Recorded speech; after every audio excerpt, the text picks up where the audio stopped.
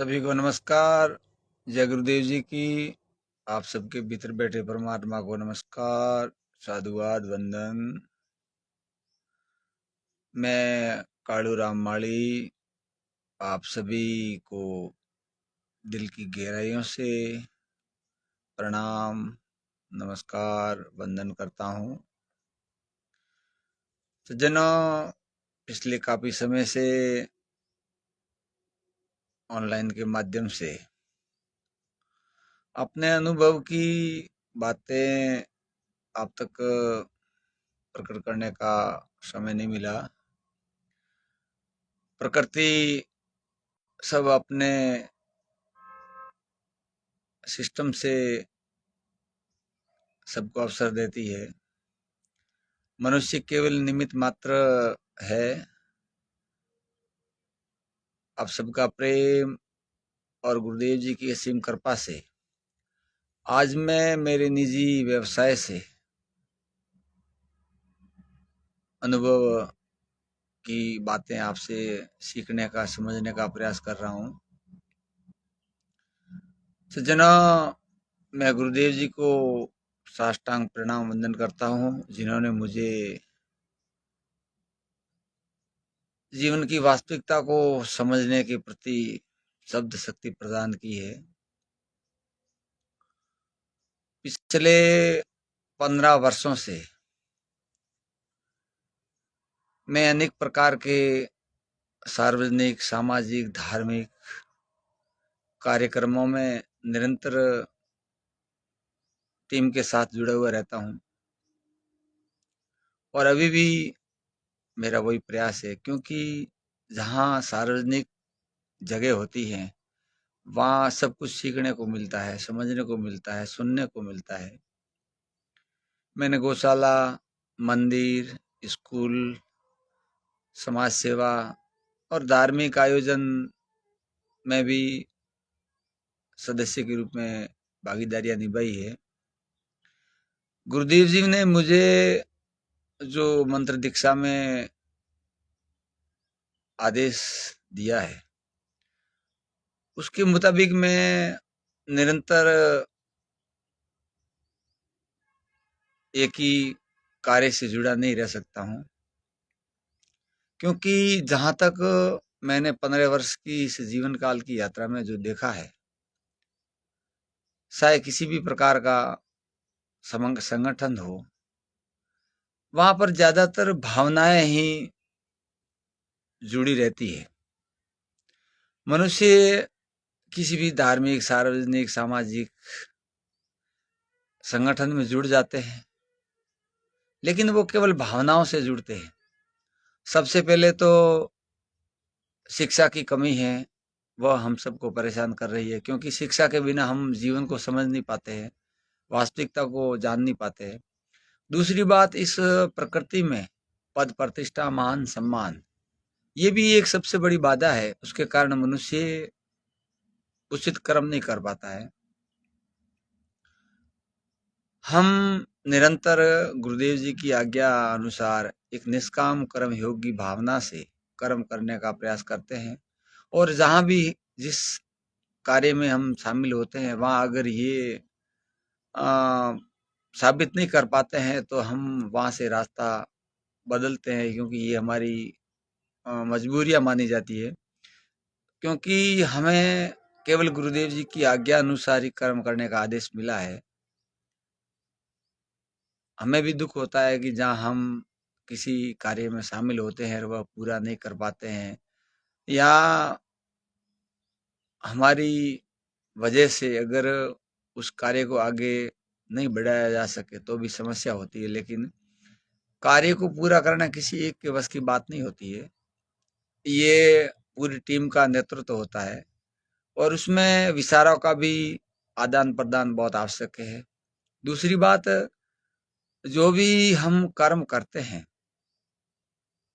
तो उसमें जब तक हम वास्तविकता नहीं पहचान पाते हैं तब तक उस कर्म का कोई हमें रहस्य पता नहीं लगेगा।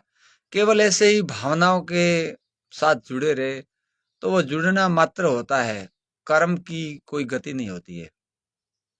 शास्त्रों में संतों ने और गुरुदेव जी ने वो ही आदेश दिया है कि कर्म ही धर्म तीर्थ वर्थ पूजा और अर्चना है। कहा जाता है कि ऐसे कर्म करने के लिए अहम निज पुरोवेति गणना लघु श्वेत साम उधार सरिता नाम तु वसुधैव कुटुम्बकम। इस भावनाओं के साथ वसुधैव कुटुम्बकम, पूरा संसार एक ही परिवार है। जो टीम के जितने भी सदस्य होते हैं वो एक ही भावनाओं से जुड़े हो तो सफलता अवश्य मिलती है, लेकिन पद प्रतिष्ठा मान सम्मान के खातिर जो जुड़ते हैं वो कर्म करने में आगे नहीं आते हैं। उनका लक्ष्य वहां तक ही सीमित रहता है कि वह अपना नाम कमाए। लेकिन सज्जनों, काम तो केवल उनका ही संभव है जिन्होंने वास्तविकता को पहचाना है। अभी हमने मानवता के मिशन के साथ शिक्षा जागरूकता मिशन आरोग्य पुस्तकालय के साथ हमारा निरंतर प्रयास है। माली समाज सेवा संस्थान गुड़ामालानी में भी मैंने 3 साल तक सेवा देने का प्रयास किया। हो सकता है कुछ हमारी भी कमियां रही होगी, लेकिन जो मन की भावना है वो वास्तविकता से जुड़ी है।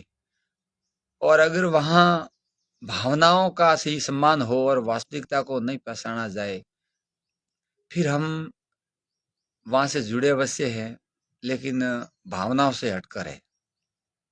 क्योंकि भावनाओं में वास्तविकता का हम परिचय नहीं दे पाते। अनेकानेक महान पुरुष हुए जिन्होंने वाणी के माध्यम से, जिन्होंने आध्यात्मिक शक्ति के माध्यम से, जिन्होंने शिक्षा के माध्यम से एक मानवता के प्रति संदेश दिया था, उनको आज हम याद करते हैं। महात्मा ज्योतिबा फुले, सावित्रीबाई फुले, संत शिरोमणि श्री लक्ष्मीदास जी महाराज, संत कबीर, रैदास, मीरा, वीर तेजा जी, बाबूजी राठौड़, ऐसे अनेक वीर वीरांगनाएं, क्षत्रिय शूरवीर इस धरती पर पैदा हुए। तो उन्होंने अपना परिवार, मान सम्मान, सुख वैभव कुछ भी नहीं समझा। केवल उन्होंने त्याग और बलिदान की भावनाओं से कर्म किया, जिससे हम आज याद करते हैं। तो सज्जनों, मैं लाइव के माध्यम से आप सबको अनुभव की वास्तविकता बताने और समझने का प्रयास करता हूँ कि मैं एक आम किसान हूँ, निजी व्यवसाय के साथ प्राइवेट नौकरी भी करता हूँ। साथ ही जहाँ तक हो सके हम मानवता के प्रति कर्म करने का प्रयास करते हैं। लेकिन बहुत कुछ हम सुनते हैं ऐसे, वास्तविकता के प्रति जब कर्म करते हैं ना, परिश्रम तो करना हमारा कर्तव्य है, लेकिन सुनना भी हमारा कर्तव्य बन गया है। कड़ी मेहनत, परिश्रम और समय के साथ अंशदान देकर भी हम कर्म करने का प्रयास करते हैं, फिर भी हमें बहुत कुछ अनर्गल सुनने को मिलता है। और वह उस वास्तविकता का ही कारण है, क्योंकि वास्तविकता में ये सब होता रहता है। प्रकृति में अज्ञानवश मनुष्य अपने स्वार्थ के खातिर कुछ भी कह सकता है, क्योंकि उन्हें वास्तविकता का ज्ञान नहीं है। लेकिन जब उस कर्म की गति को समझने का प्रयास किया जाएगा, तब ही ज्ञात होगा कि हमने जो विरोध किया था उससे बेहतर या तो हम मौन रहते या उनके साथ जुड़ जाते, तो इससे भी और अच्छा ये कार्य बन पड़ता।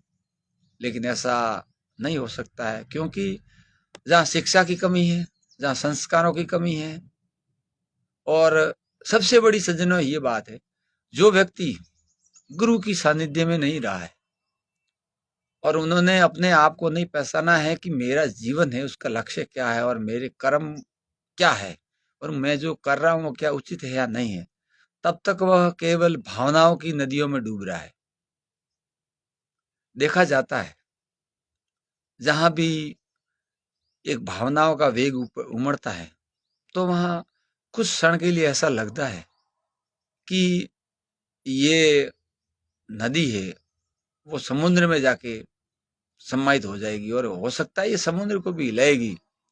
लेकिन थोड़ी देर बाद में वो समुद्र तो क्या, वो अपना अपना रास्ता भी नहीं बना पाती है, थोड़ी देर में वहीं बिखर जाती है। और ये अमूमन होता है।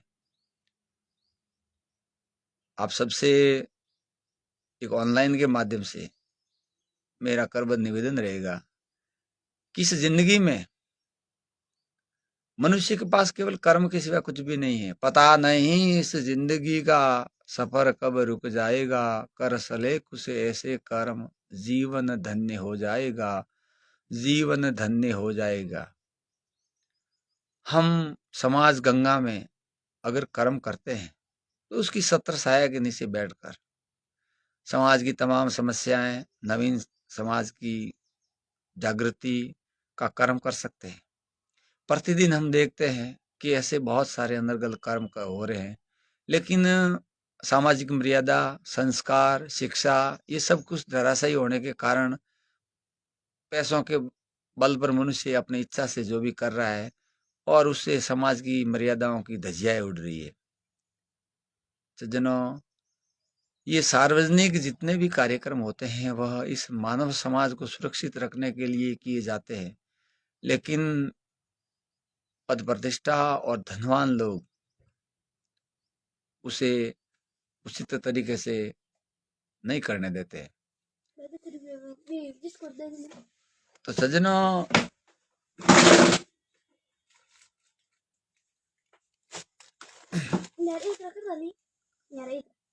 बस आज सज्जनों, हम ऐसा न करके अपनी वास्तविकता को पहचानें। क्यों नहीं हम सोचते हैं कि हम जिंदे इंसान होकर भी उस पत्थर से भी हमारी कीमत कम है। मूर्ति पत्थर की ही होती है और हम जिंदे हैं, लेकिन उस पत्थर की मूर्ति के दर्शन के लिए हमें लाइन में लगना पड़ता है या हमें स्पेशल लाइन में पैसे देकर जाना पड़ता है। ये मैं दक्षिण भारत की यात्रा में जाकर देख कर आया हूँ। क्या फर्क है हमारे में उसमें? उस पत्थर में कोई गुण नहीं है। उस पत्थर पर जो प्रतिबिंब है जिन महान पुरुषों के, जिन्होंने धर्म के प्रति, मानवता के प्रति कर्म किए, उनका जो चित्र साया उस पत्थर पर लगा है, उनकी कीमत है। अब देख लो, आज से लाखों हजारों वर्ष पहले जिन महान पुरुषों ने कर्म किए और उनका प्रतिबिंब, उनका तस्वीर उस पत्थर पर अगर लगाया गया तो उस पत्थर की भी कीमत होगी।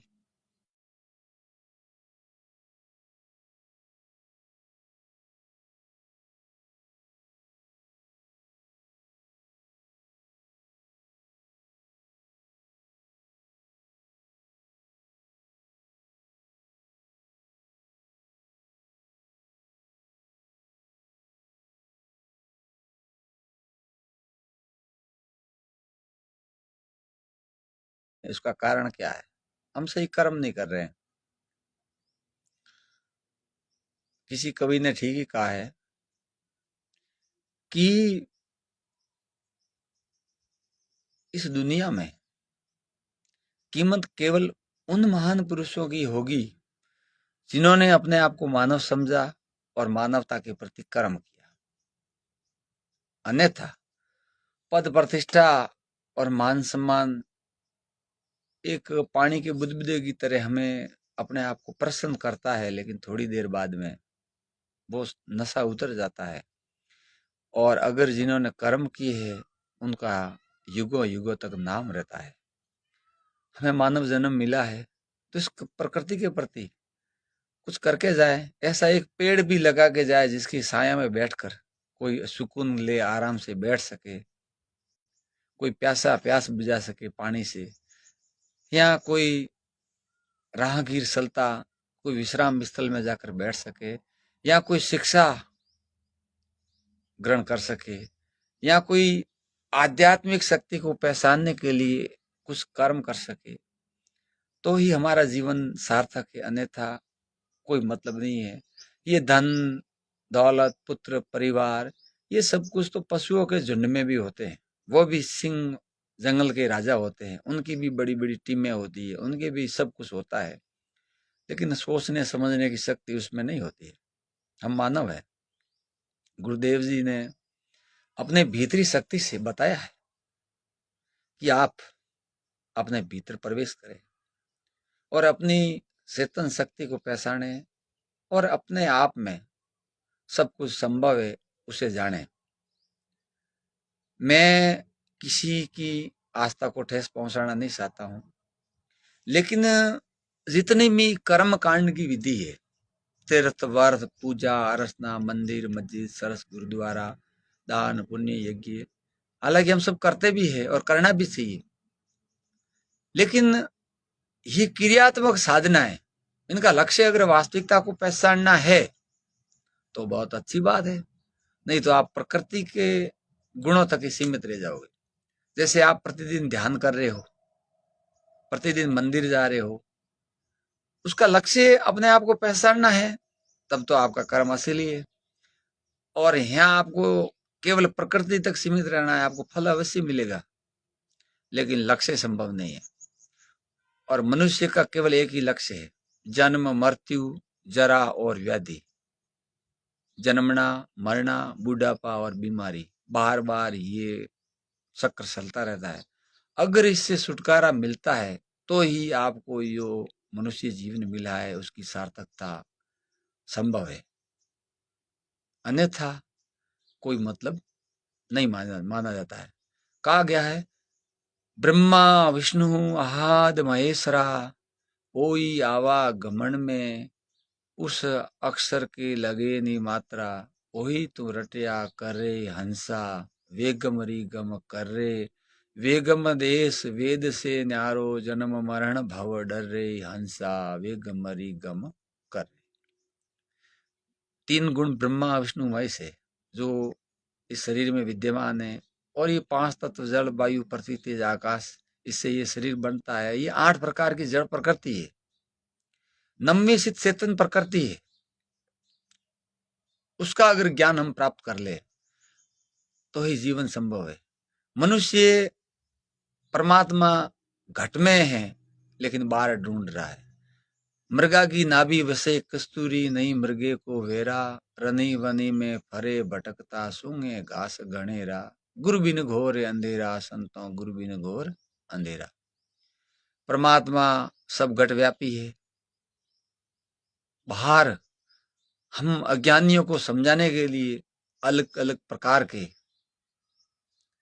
दृश्य बताए हुए हैं, मंदिर के नाम से, गुरुद्वारे के नाम से, तीर्थ के नाम से, व्रत के नाम से, यज्ञ के नाम से, कि वहां जाके मनुष्य अपनी भीतरी शक्ति को जगाए।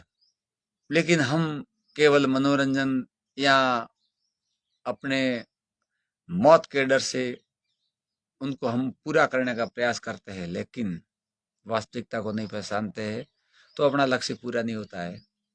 सजनों, जो भी बातें आज ऑनलाइन के माध्यम से करने का प्रयास किया गया है, वो केवल मेरे खुद के अनुभव को प्रकट करने का प्रयास किया है, किसी के प्रति नहीं है।